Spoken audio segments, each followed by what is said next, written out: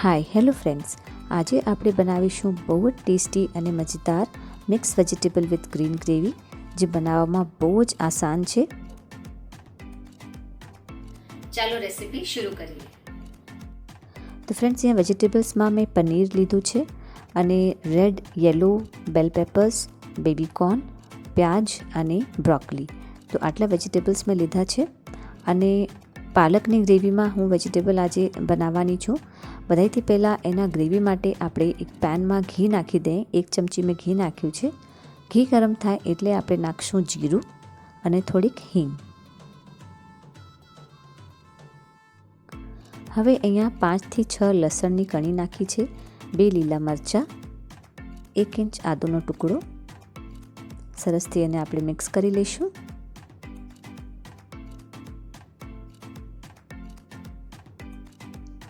હવે અહીંયા 2 મીડિયમ સાઇઝના પ્યાજ લીધા છે, જેને નાના પીસીસમાં મેં કટ કરી લીધા છે. સરસથી મિક્સ કરી લેવાનું છે.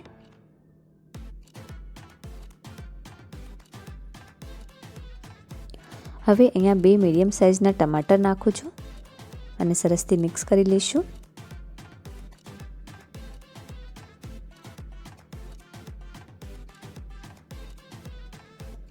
હવે અહીંયા 1 ચમચી ખરબૂજાના બીજ નાખ્યા છે અને 8 થી 10 કાજુ એડ કર્યા છે. સરસથી મિક્સ કરી લઈશું.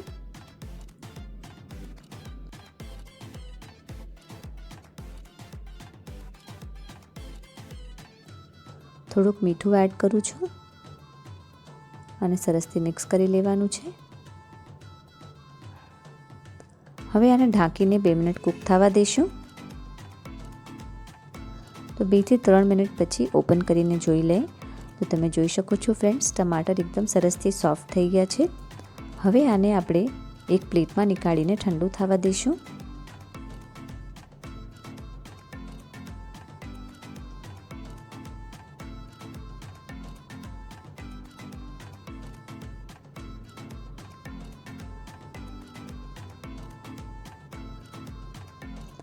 હવે અહીંયા એક બીજું પેન મેં લીધું છે, એમાં 1 ચમચી ઘી નાખી દઈશું. આવી રીતે થોડુંક સ્પ્રેડ કરી દેવાનું છે ઘી, અને જે વેજીટેબલ્સ આપણે કટ કરીને રાખ્યા હતા એ બધા એના અંદર નાખી દઈશું. હવે વેજીટેબલ્સને હાઈ ફ્લેમમાં સોતે કરવાનું છે. તો એકદમ સોફ્ટ નથી કરવાના વેજીટેબલ્સને. તમે બ્રોકોલી આમાં સ્ટીમ કરીને પણ નાખી શકો છો અને પોતાના મનપસંદ વેજીટેબલ્સ પણ નાખી શકો છો. હવે આમાં મેં પનીર એડ કર્યું છે. હલકું થોડુંક બ્રાઉનિશ કલર આવી જાય વેજીટેબલ્સમાં ત્યાં તક આપણે એને સોતે કરવાનું છે, એટલે એની કચાશ નીકળી જાય. તો મારા પાસે હમણાં આ બધા વેજીટેબલ્સ અવેલેબલ હતા એટલે મેં આ બધા વેજીટેબલ્સ નાખ્યા છે.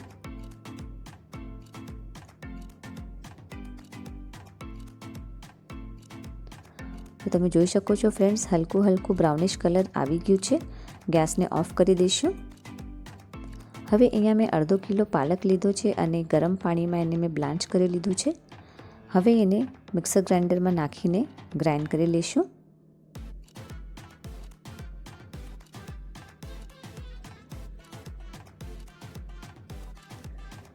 તો અહીંયા પાલકવાળી પેસ્ટ રેડી થઈ ગઈ છે.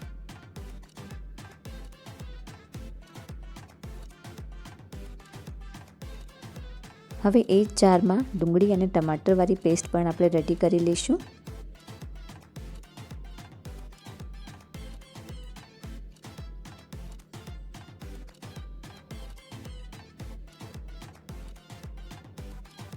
થોડુંક પાણી એડ કરીને એને એકદમ ફાઇન પેસ્ટ જેવું ગ્રાઇન્ડ કરી લેવાનું છે.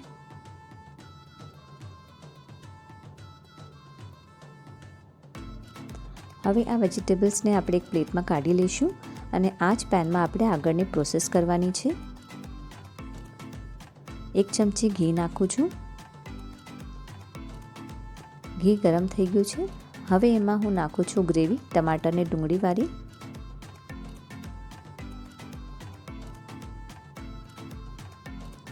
હવે આ ગ્રેવીને આપણે 2 થી 3 મિનિટ જેટલી કૂક થવા દઈશું. આમ તો આપણે મસાલા પહેલેથી જ કૂક કરી લીધા છે એટલે વધારે કૂક કરવાની જરૂર નહીં પડે.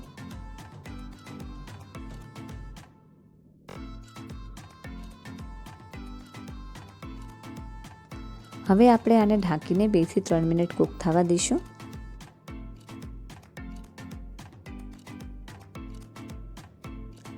તો અહીંયા તમે જોઈ શકો છો ફ્રેન્ડ્સ, 2 થી 3 મિનિટ પછી ગ્રેવી સરસથી થીક થઈ ગઈ છે.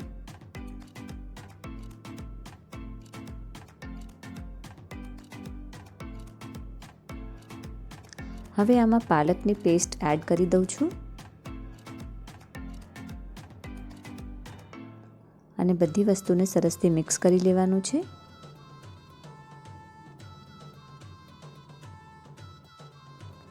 તો ફ્રેન્ડ્સ, પાલક પનીર તો આપણે હંમેશા બનાવતા હોઈએ. એકવાર mix vegetable with green gravy જરૂરથી બનાવીને જોજો. આ ખાવામાં બહુ ટેસ્ટી લાગે છે.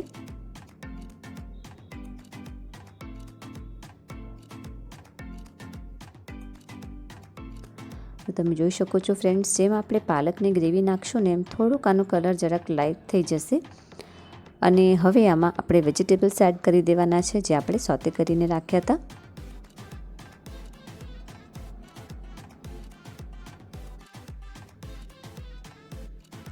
સરસથી મિક્સ કરી લેવાનું છે. તો ફ્રેન્ડ્સ, તમે જોઈ શકો છો એકદમ કલરફુલ સબ્જી બનીને રેડી થવાની છે.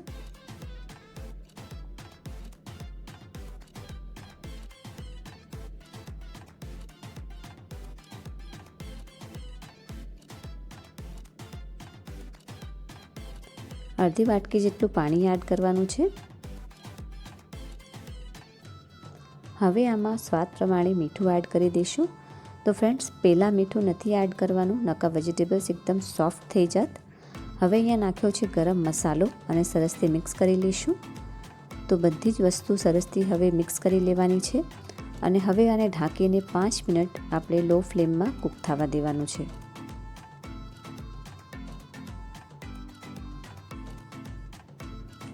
તો ફ્રેન્ડ્સ, જ્યારે આપણે વેજીટેબલ્સને સોતે કરતા હતા ત્યારે આપણે મીઠું નથી એડ કરવાનું, કેમ કે ત્યારે એડ કરશું ને તો વેજીટેબલ્સ સોફ્ટ થઈ જશે, એટલે લાસ્ટમાં મીઠું એડ કરવાનું છે.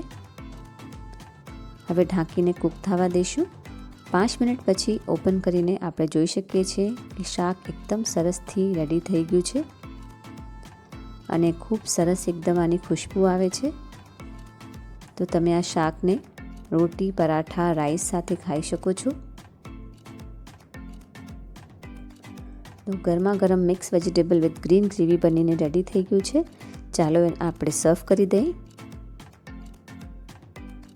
ફ્રેન્ડ્સ, તમે આ શાક જરૂરથી ટ્રાય કરજો અને મને કમેન્ટમાં જણાવજો કે મારી રેસીપી તમને કેવી લાગી. હું ભાવના ફરીથી મળીશ તમને નેક્સ્ટ વિડીયોમાં એક સરસ મજાની હેલ્ધી રેસીપી સાથે. Thanks for watching.